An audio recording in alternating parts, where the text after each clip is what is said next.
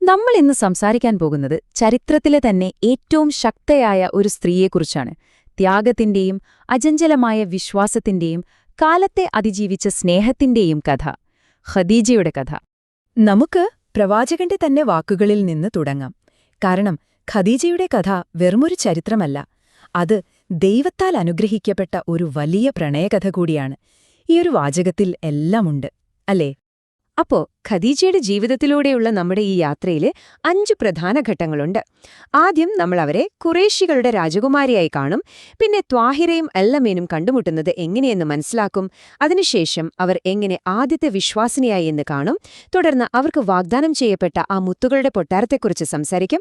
ഒടുവിൽ ദൈവത്താൽ അനുഗ്രഹിക്കപ്പെട്ട ആ പ്രണയത്തിന്റെ ആഴങ്ങളിലേക്ക് നമ്മൾ പോകും. നമ്മുടെ ആദ്യത്തെ ഭാഗം ഖുറേഷികളുടെ രാജകുമാരി. പ്രവാചകനെ കണ്ടുമുട്ടുന്നതിനും എത്രയോ മുൻപ് മക്കയിലെ ഏറ്റവും ശക്തയും ബഹുമാന്യയുമായ ഒരു വ്യക്തിത്വമായിരുന്നു ഖദീജ. നമുക്കവരുടെ ആ കാലഘട്ടത്തിലേക്ക് ഒന്ന് പോയി നോക്കാം. ഒന്നാലോചിച്ചു നോക്കൂ, ഇസ്ലാം വരുന്നതിനു മുൻപേ മക്കയിലെ സമൂഹം മുഴുവൻ അവരെ ഒരു പേര് ചൊല്ലി വിളിച്ചിരുന്നു: താഹിറ, അതായത് പരിശുദ്ധ. അതവരുടെ സ്വഭാവശുദ്ധിക്ക്, അവരുടെ സത്യസന്ധതയ്ക്ക് സമൂഹം ഒന്നടങ്കം നൽകിയൊരു അംഗീകാരമായിരുന്നു. അവരുടെ കച്ചവടത്തിലെ കഴിവ് എത്രമാത്രമായിരുന്നു എന്നറിയാമോ? ഇതൊന്ന് സങ്കൽപ്പിച്ചു നോക്കൂ. ഖുറൈശി ഗോത്രത്തിലെ മറ്റെല്ലാ വ്യാപാരികളുടെയും കച്ചവട സംഘങ്ങൾ ഒരുമിച്ചു വെച്ചാൽ എത്ര വലിപ്പം വരുമോ അത്രയും വലിപ്പമുണ്ടായിരുന്നു ഖദീജയുടെ ഒരൊറ്റ കച്ചവട സംഘത്തിന്. അത്രയ്ക്ക് വിജയകരവും സ്വാധീനവുമുള്ള ഒരു ബിസിനസ് വുമനായിരുന്നു അവർ. അപ്പോ ആരായിരുന്നു ഖദീജ എന്ന് ചോദിച്ചാൽ, അവർ മക്കയിലെ ഏറ്റവും വലിയ ധനികയായിരുന്നു. പക്ഷേ ആ സമ്പത്ത് പാവങ്ങൾക്കു വേണ്ടി വാരിക്കോരി കൊടുക്കുന്നതിൽ അവർക്കൊരു മടിയുമില്ലായിരുന്നു. 400-ലധികം സേവകരവർക്കുണ്ടായിരുന്നു. ഏറ്റവും പ്രധാനമായി, ചുറ്റുമുള്ളവരെല്ലാം വിഗ്രഹങ്ങളെ ആരാധിച്ചപ്പോഴും അവരതിൽ നിന്ന് വിട്ടുനിന്നു. നല്ല വിദ്യാഭ്യാസവും മൂർച്ചയേറിയ ബുദ്ധിയും, ഒരേ സമയം ശക്തിയും ദാനശീലയും ആത്മീയമായി പരിശുദ്ധിയുമായ ഒരു സ്ത്രീ. ഇനി നമ്മൾ എത്തുന്നത് കഥയിലെ ഒരു മനോഹരമായ വഴിത്തിരിവിലേക്കാണ്. ഭാഗം 2: ത്വാഹിറയും അല്ലമീനും. 2 ആത്മാക്കൾ കണ്ടുമുട്ടുന്ന ആ നിമിഷം. ഇവിടെ നിന്നാണ് ആ ചരിത്രപരമായ ബന്ധത്തിന്റെ തുടക്കം. ഇതൊരു സാധാരണ ചേർച്ചയല്ല, അല്ലേ? നോക്കൂ, സമൂഹം ഖദീജയെ വിളിച്ചത് താഹിറ അഥവാ പരിശുദ്ധ എന്നാണ്. അതേ സമൂഹം മുഹമ്മദ് നബി സല്ലല്ലാഹു അലൈഹി വസല്ലമയെ വിളിച്ചത് അൽ അമീൻ അഥവാ വിശ്വസ്തൻ എന്നും. പരിശുദ്ധയും വിശ്വസ്തനും, ഇതിലും മനോഹരമായൊരു ചേർച്ചയുണ്ടോ? അവരുടെ ബന്ധത്തിന്റെ ആഴം മനസ്സിലാക്കാൻ ഈയൊരു വാചകം മാത്രം മതി. ഖദീജ തന്നെ പ്രവാചകനോട് പറയുന്നുണ്ട്: ഞാൻ നിങ്ങളെ ആഗ്രഹിക്കാൻ കാരണം നിങ്ങളുടെ കുലീനമായ സ്വഭാവവും സത്യസന്ധമായ നാവുമാണെന്ന്. സമ്പത്തോ പ്രതാപമോ അല്ല, സ്വഭാവശുദ്ധിയാണ് അവരെ ആകർഷിച്ചത്. ഇനിയാണ് കഥയുടെ ഗതി തന്നെ മാറുന്നത്. നമ്മൾ 3-ാം ഭാഗത്തേക്ക് കടക്കുകയാണ്. ആദ്യത്തെ വിശ്വാസിനി, ലോകത്തെ മാറ്റിമറിച്ച ആ ഒരൊറ്റ രാത്രിയുടെ കഥ. പ്രവാചകൻ സത്യം തേടി മക്കയുടെ അടുത്തുള്ള ഹിറാ ഗുഹയിൽ ഏകാന്തവാസം അനുഷ്ഠിക്കുകയാണ്. അദ്ദേഹത്തിന് താങ്ങും തണലുമായി ഖദീജയുണ്ടായിരുന്നു. 55 വയസ്സുള്ള ഒരു സ്ത്രീ തന്റെ ഭർത്താവിന് ഭക്ഷണവും വെള്ളവും എത്തിക്കാൻ ആ ദുർഘടമായ മല ദിവസവും കയറുന്നത് ഒന്നോർത്തു നോക്കൂ. അത്രമാത്രം ആഴത്തിലുള്ളതായിരുന്നു അവരുടെ പിന്തുണ. അങ്ങനെയിരിക്കെ ഒരു ദിവസം ജിബ്രീൽ എന്ന മാലാഖ പ്രത്യക്ഷപ്പെടുന്നു.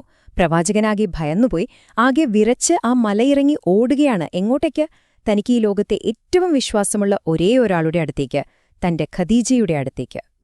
വീട്ടിലെത്തിയ പ്രവാചകൻ വിറച്ചുകൊണ്ട് പറഞ്ഞു: ദസ്സിറൂനി ദസ്സിറൂനി, അതായത് എന്നെ പുതപ്പിക്കൂ, എന്നെ പുതപ്പിക്കൂ എന്ന്. എന്തുപറ്റിയെന്ന് പോലും ചോദിക്കാതെ ഖദീജ അദ്ദേഹത്തെ ചേർത്തുപിടിച്ച് പുതപ്പിച്ചു, ആശ്വസിപ്പിച്ചു. പ്രവാചകന് പോലും താൻ എന്താണ് കണ്ടതെന്ന് ഉറപ്പില്ലാത്ത ആ നിമിഷത്തിൽ ഖദീജയ്ക്ക് ഒരു സംശയവുമില്ലായിരുന്നു. അവർ പറഞ്ഞു: അല്ലാഹുവാണ് സത്യം. അല്ലാഹു നിങ്ങളെ ഒരിക്കലും കൈവിടില്ല. കാരണം നിങ്ങൾ കുടുംബബന്ധങ്ങൾ ചേർക്കുന്നു, സത്യം പറയുന്നു, പാവങ്ങളെ സഹായിക്കുന്നു, അതിഥികളെ സൽക്കരിക്കുന്നു, ദുരിതത്തിൽപ്പെട്ടവരെ തുണയ്ക്കുന്നു. അദ്ദേഹത്തിന്റെ ദൗത്യത്തിൽ ഒരുപക്ഷെ അദ്ദേഹത്തെക്കാൾ മുൻപേ വിശ്വസിച്ചത് ഖദീജയായിരുന്നു. വിശ്വാസമെന്നത് വെറും വാക്കുകളായിരുന്നില്ല അവർക്ക്, അതൊരു ത്യാഗമായിരുന്നു. നമ്മൾ 4-ാം ഭാഗത്തേക്ക് കടക്കുന്നു: മുത്തുകളുടെ കൊട്ടാരം. ഇസ്ലാമിനു വേണ്ടി ഖദീജ സഹിച്ച ത്യാഗങ്ങളും അതിന് അല്ലാഹു നൽകിയ അതുല്യമായ പ്രതിഫലവും. മക്കയിലെ ഖുറേഷികൾ മുസ്ലിങ്ങളെ ബഹിഷ്കരിച്ചപ്പോൾ ഖദീജയ്ക്ക് വേണമെങ്കിൽ മാറി നിൽക്കാമായിരുന്നു. പക്ഷെ അവർ പ്രവാചകന്റെ കൂടെ ആ 3 വർഷത്തെ ക്രൂരമായ ഉപരോധത്തിൽ പങ്കുചേർന്നു. തന്റെ സമ്പത്ത് മുഴുവൻ പാവപ്പെട്ട മുസ്ലിങ്ങൾക്ക് വേണ്ടി നൽകി. അവസാനം പട്ടിണി മാറ്റാൻ പുല്ലും ഇലകളും കഴിക്കേണ്ടി വന്നു. ശരീരം ക്ഷീണിച്ച് രോഗിയായിട്ടും അവരൊരു വാക്കുപോലും പരാതിപ്പെട്ടില്ല. ഇത്രയും വലിയ ത്യാഗങ്ങൾക്ക് അല്ലാഹു നൽകിയ പ്രതിഫലമെന്തായിരുന്നറിയാമോ? ഒരു ദിവസം ജിബ്രീൽ മാലാക പ്രവാചകന്റെ അടുത്ത് വന്ന് പറഞ്ഞു, ഖദീജയോട് അല്ലാഹുവിന്റെ സലാം പറയണം, എന്നിട്ട് ഈ സന്തോഷവാർത്തയും അറിയിക്കണം. സ്വർഗത്തിൽ അവർക്കായി മുത്തുകൾ കൊണ്ട് നിർമ്മിച്ച ഒരു കൊട്ടാരമുണ്ട്. അവിടെ ബഹളങ്ങളോ ക്ഷീണമോ ഒന്നും തന്നെ ഉണ്ടാവില്ല. ശാന്തമായൊരു ജീവിതം. അവരുടെ കഥ ഇവിടെ തീരുന്നില്ല. സത്യത്തിൽ അവരുടെ മരണം അവരുടെ പ്രണയകഥയുടെ ഒരു പുതിയ അധ്യായം തുറക്കുകയായിരുന്നു. നമ്മുടെ അവസാന ഭാഗം, ദൈവത്താൽ അനുഗ്രഹിക്കപ്പെട്ട പ്രണയം. ഖദീജയുടെ മരണത്തിന് വർഷങ്ങൾക്ക് ശേഷം ഒരാൾ പ്രവാചകനോട് ചോദിച്ചു, അവരെക്കാൾ നല്ലൊരാളെ പിന്നീട് കിട്ടിയില്ലേ എന്ന്. പ്രവാചകന്റെ മറുപടി കേൾക്കൂ, അല്ലാഹുവാണ് സത്യം, അവളേക്കാൾ ഉത്തമമായ ഒന്നിനെയും അല്ലാഹു എനിക്ക് പകരം നൽകിയിട്ടില്ല. മറ്റാരും എന്നെ വിശ്വസിക്കാതിരുന്നപ്പോൾ അവൾ എന്നെ വിശ്വസിച്ചു. അദ്ദേഹത്തിന്റെ ഹൃദയത്തിൽ അവർക്ക് പകരക്കാരിയുണ്ടായിരുന്നില്ല. അവരുടെ ഓർമ്മകളെ പ്രവാചകൻ എങ്ങനെയാണ് ജീവനോടെ നിലനിർത്തിയത് എന്നറിയാമോ?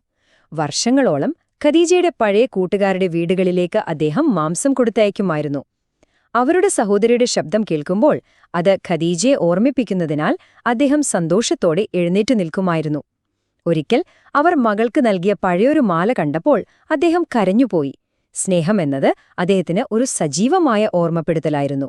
ഒരുപക്ഷേ ഇതാണ് അവരുടെ പ്രണയത്തിന്റെ ഏറ്റവും വലിയ സാക്ഷ്യം. വർഷങ്ങൾക്ക് ശേഷം ഒരു വിജയിയായി മക്കയിലേക്ക് തിരിച്ചുവരുമ്പോൾ വലിയ വീടുകളിലെ ക്ഷണങ്ങളെല്ലാം നിരസിച്ച് പ്രവാചകൻ തന്റെ കൂടാരം സ്ഥാപിച്ചതെവിടെയാണെന്നോ? ഖദീജയുടെ ഖബറിനടുത്ത്. തന്റെ ഏറ്റവും വലിയ വിജയത്തിന്റെ നിമിഷത്തിലും അദ്ദേഹം ഏറ്റവും കൂടുതൽ ആഗ്രഹിച്ചത് അവരോട് ചേർന്നിരിക്കാനായിരുന്നു. അപ്പോ ആദ്യമായി വിശ്വസിച്ചവൾ, പ്രവാചകന്റെ കൂടെ ആദ്യമായി നമസ്കരിച്ചവൾ, അദ്ദേഹത്തിന്റെ ജീവിതത്തിലെ ആദ്യത്തെയും ഏറ്റവും വലിയതുമായ പ്രണയം, ഇതെല്ലാമായിരുന്നു ഖദീജ. അങ്ങനെയെങ്കിൽ ശരിക്കും എന്താണ് ഒരു പാരമ്പര്യം എന്ന് പറയുന്നത്? ഈയൊരു ചോദ്യം നിങ്ങൾക്കായി വിട്ടുതരുന്നു.